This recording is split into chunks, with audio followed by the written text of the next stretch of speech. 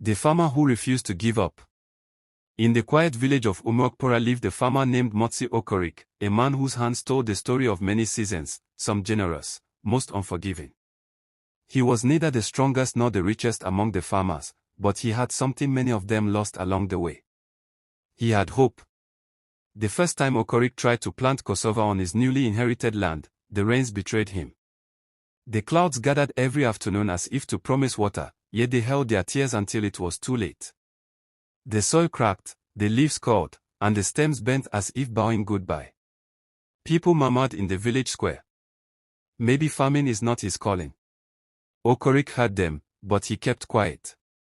He went home, washed his face, and promised himself he would try again. The next season, he borrowed a little money to buy fresh seedlings.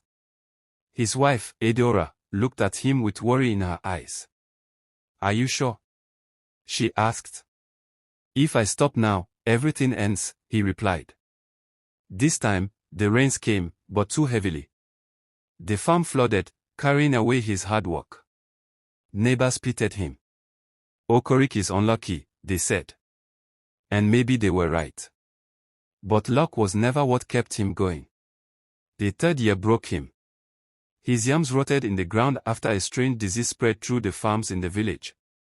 By then he was tired of working without results, tired of failing in front of everyone, tired of trying to convince himself that things would change. He sat outside his hut one evening and told Eudora, "Maybe I'm not meant for this life." She placed her hand on his shoulder gently. "My husband, if the land failed you 3 times, try a 4th. Maybe it is waiting for you to grow before it grows for you."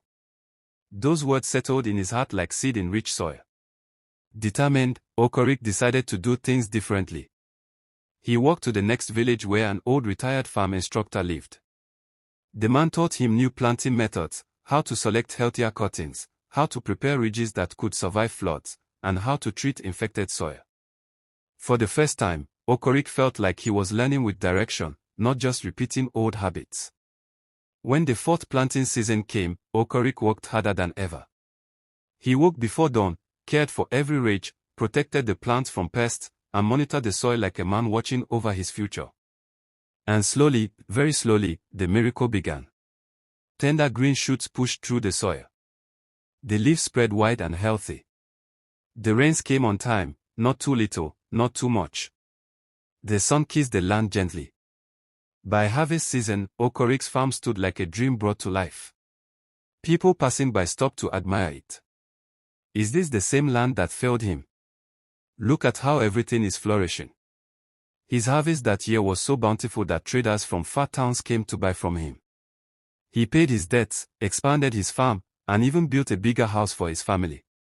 The same people who once doubted him now greeted him with respect. Okorik never boasted. He simply said, "The land will reward the hands that refuse to give up."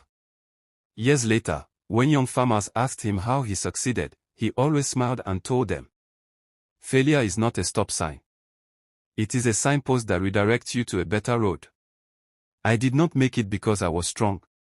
I made it because I refused to stop working." And in the heart of Umokpora, the story of Motsi Okorik lived on, a reminder that dreams do not grow in one season.